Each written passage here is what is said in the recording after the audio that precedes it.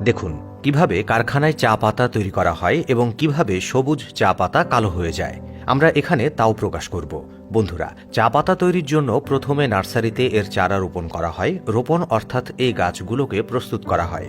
গাছ প্রস্তুত করার পর কৃষকরা তাদের জমিকে ভালোভাবে পরিষ্কার করে চাষের জন্য তৈরি করেন।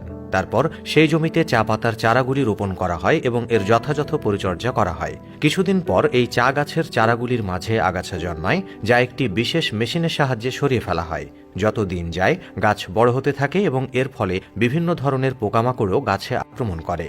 এসব পোকার হাত থেকে গাছকে রক্ষা করতে স্প্রে মেশিনের সাহায্যে কীটনাশক স্প্রে করা হয়। ৬ থেকে ৭ মাস পর এই গাছের পাতা সম্পূর্ণরূপে সংগ্রহের জন্য প্রস্তুত হয়ে যায়।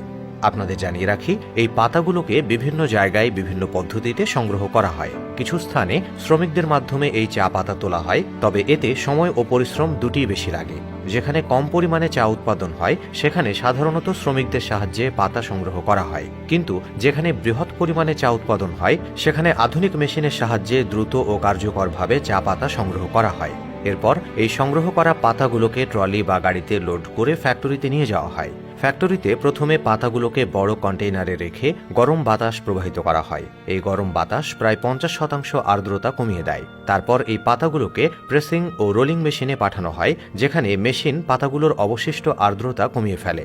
এরপর স্বয়ংক্রিয়ভাবে পাতাগুলোকে ক্রাশিং মেশিনে পাঠানো হয়, যেখানে চা পাতাগুলি ভালোভাবে গুঁড়ো করা হয়। তবে আমরা সাধারণত চা পাতাগুলোকে সবুজ দেখেছি, কিন্তু এগুলো কালো করার জন্য একটা বিশেষ অক্সিডেশন প্রক্রিয়া করা হয়। এই প্রক্রিয়ায় অক্সিডেশন ট্যাঙ্কের মাধ্যমে পাইপ দিয়ে অক্সিজেন প্রবাহিত করা হয়, যার ফলে পাতাগুলি কালো হয়ে যায়। এরপর পাতার আর্দ্রতা পরীক্ষা করা হয়। যদি আর্দ্রতা সঠিক মাত্রায় থাকে তবে চা পাতাগুলোকে পরবর্তী ধাপে পাঠানো হয়। পরবর্তী ধাপে পাতাগুলোকে বিভিন্ন ছাঁকনির সাহায্যে আলাদা আলাদা আকারে বাছাই করা হয়। এরপর এই পাতাগুলি গুণমান পরীক্ষা করার জন্য পাঠানো হয়। এখানে কর্মীরা চা পাতার গুণমান ও স্বাদ পরীক্ষা করে দেখেন।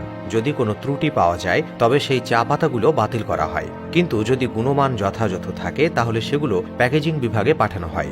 এই বিভাগে স্বয়ংক্রিয় মেশিনের সাহায্যে চা পাতাগুলো সুন্দরভাবে প্যাকেটজাত করা হয়। তারপর ট্রাক বা অন্যান্য বাহনের মাধ্যমে বাজারে পাঠানো হয়। এভাবেই চা পাতাগুলো প্রস্তুত হয়ে আমাদের কাছে পৌঁছে যায়। আপনি যদি এখন পর্যন্ত ভিডিওটি দেখে থাকেন তাহলে ভিডিওটি লাইক ও শেয়ার করতে ভুলবেন না।